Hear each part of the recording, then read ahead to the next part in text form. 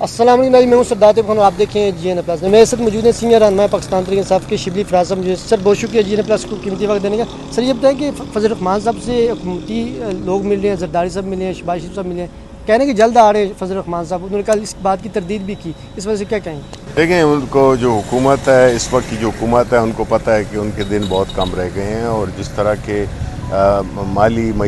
माशी तौर पे जिस तरह की बदहाली हो गई है, जिस तरह की महंगाई है, चाहे ये लाख बातें करते रहें कि महंगाई की हद कम हो गई है, लोगों से आप पूछें जो कि किस मुश्किल से अपनी ज़िंदगी गुजार रहे हैं। इस वक्त ये सियासी तौर पे तो पहले भी कमज़ोर थे, पार्लियामेंट में भी ये कमज़ोर हैं, इनके नंबर्स इन्होंने बना लिए हैं, लेकिन इनको पता है कि जो भी ये काम कर रहे हैं उसमें इनको बड़ी नदामत भी हो रही है और बड़ी हसीमत भी उठानी पड़ रही है।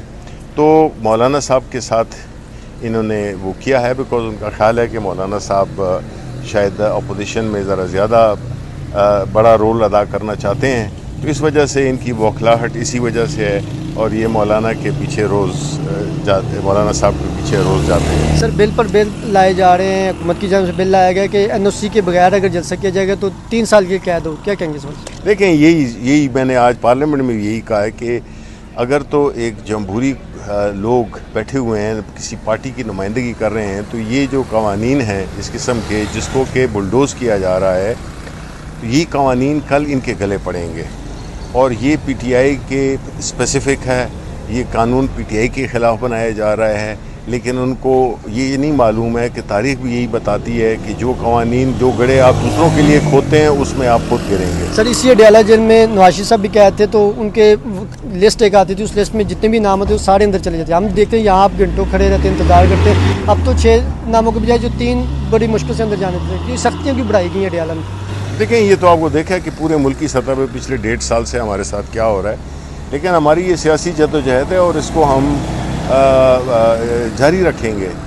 ये मुश्किलात जो हमारे सामने रुकावटें डाली जाती हैं, ये सारा सबको मालूम है, लेकिन इससे हमारे हौसले पस्त नहीं होते हैं, बल्कि हमारे हौसलों में और साबित कदमी आती है। हुकूमत कह रही है कि जो एहसन इकबाल साहब ने फ्लोर ऑफ दिया उसमें कहा है कि खान साहब जो है वो हमसे NRO मांगना चाहते हैं, तो हम NRO नहीं दे रहे, तो इस वजह से जो है वो कभी क्या स्टेटमेंट देते हैं, कभी क्या स्टेटमेंट देते हैं। देखें, एहसन इकबाल साहब को मैं चाहूँगा कि वो कुछ थोड़ी बहुत ओरिजिनलिटी लाएं अपने उसमें, अपने सियासी गुफ्तगू में, और जो बातें उनके बारे में होती थी अब वो इस्तेमाल कर रहे हैं।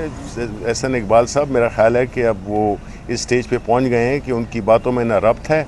उन्होंने जो पाकिस्तान के जो 5 साल और 10 साल और कभी 2030 विजन और कभी क्या दिया है, उन्हें मुल्क का बेड़ा गर्क कर दिया है। और वो मेरा नहीं ख्याल है कि उनकी कोई एक सियासी ऐसी कोई काट है कि वो इस तरह की बातें करते हैं। ये कुछ जो पुराने जो मुस्लिम लीग के जो लीडरान हैं, मेरा ख्याल है कि ये अब थोड़े से सिठिया गए हैं। सर ये बताएं कि सरदार अख्तर मैंगल साहब ने इस्तीफ़ा दिया, इसको कैसे देखते हैं? देखें, ये बहुत अहम बात हुआ है। ये इसको आप एक सीट न समझें, ये पूरे बलूचिस्तान में जो भी कुछ हो रहा है सियासी तौर पे और वहाँ पे माशरती तौर पे, वो हालात बहुत वहाँ पे ख़राब हैं। और इस मौके पे जो भी आपने देखा टेररिस्ट अटैक हुए और बाकी जो वहाँ के उधर धरने दिए हुए हैं लोगों ने, तो बलूचिस्तान में लोग बहुत ही एज पे आ चुके हैं। और इस सूरत हाल में देखें, सियासी लीडरान अपनी कॉन्स्टिट्यूंसी की बुनियाद पे सियासत में रेलेवेंट रहते हैं, और अगर वो देखें कि उनके लीडर जो उनकी जो ग्राउंड सिचुएशन है, जो उनकी मुश्किलात हैं, उसमें अगर वो कोई रोल नहीं अदा कर रहे तो वो फिर उनके ख़िलाफ़ हो जाते हैं। तो हर सियासी लीडर अपने कॉन्स्टिट्यूंसी के मिजाज के मुताबिक फ़ैसले करता है, और मेरा ख्याल है कि मैंगल साहब ने भी जो फ़ैसला दिया है, ये उन्होंने अपने कॉन्स्टिट्यूंसी की आवाज़ को सुनकर दिया है। सर आखिर में ये बताएंगे 8 सितंबर के जलसे की वजह से कल भी खान साहब ने कहा है कि इंशाल्लाह मार्शरूत करेंगे ये जलसा आइन और कानून की बालादस्ती के लिए, कोई अपनी ज़ाती रिहाई वगैरह के लिए नहीं। इस वजह से क्या कहेंगे, आवाम को क्या इस वजह से मैसेज देना चाहिए? देखें, सबसे पहले तो आवाम से दरख्वास्त है कि ये जो हमारा 8 सितंबर का जो जलसा है, ये पाकिस्तान के अवाम को इकट्ठा करने का मकसद यही है कि एक यकजहती है जो कि हम एक अपनी इस आइन की कानून की बालादस्ती के लिए जो पाकिस्तान तहरीक इंसाफ और उसके बानी चेयरमैन इमरान खान वो कर रहे हैं, उसके साथ उस सोच के साथ यकजहती और लोगों को इकट्ठा करना है। हमने हमेशा अपनी सियासी जद्दोजहद की है, हमारे पुरअमन जलसे होते हैं और हम यही उम्मीद करते हैं कि इसमें हुकूमत अपनी बहुत ही छोटी उसके लिए डर की वजह से, क्योंकि डरे हुए तो ये है, मैंने तो आज भी पार्लियामेंट में कहा है कि आप भी जलसा करें, पूरे पाकिस्तान को बुलाएं आप, लेकिन आपको पता है कि लोगों ने आप पे टमाटर फेंकने हैं। सर इसी ड्यू चौक में जब आप लोगों को मदद तो मौलाना साहब भी करते थे, पीपल्स पार्टी करती थी, सब जमातें करती थी, किसी पर कोई ना क्रैकडाउन को भी हुआ ना कोई उल्टा आपकी हमसे कहा कि लंगर शंगर भी अगर चाहिए तो हम आपको प्रोवाइड करने के लिए तैयार हैं।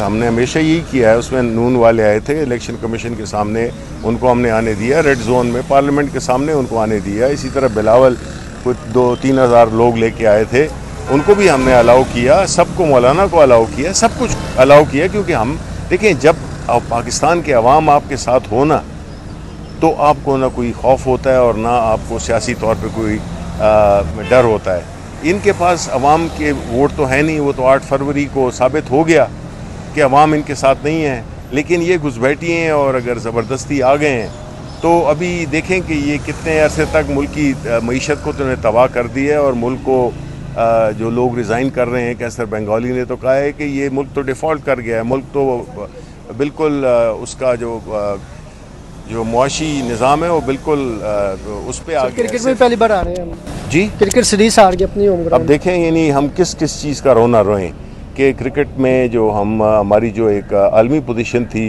यानी इमरान खान के बाद हमें कभी किसी ने वर्ल्ड कप नहीं जिताया, और अब ये क्रिकेट को इस तरह ले आए हैं कि वो बांग्लादेश को तो छोड़ें, अमेरिका से हार गए।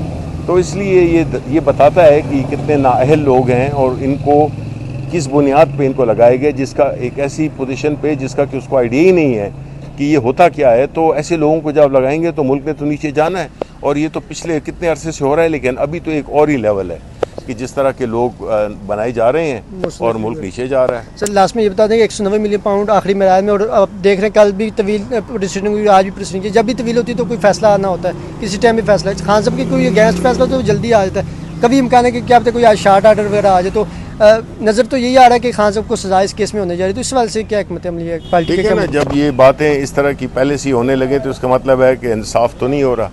और हमने ये देखा है कि जो जिन केसेस में उनको फंसाए गए, यानी अलकादर वाला, यानी 190 मिलियन पाउंड जो कि हुकूमत पाकिस्तान के पास, state bank of supreme court of Pakistan के पास पड़े, उन्होंने आगे तकसीम भी कर दिए, और ये नैरेटिव यही बना रहे हैं कि जी 190 मिलियन की करप्शन।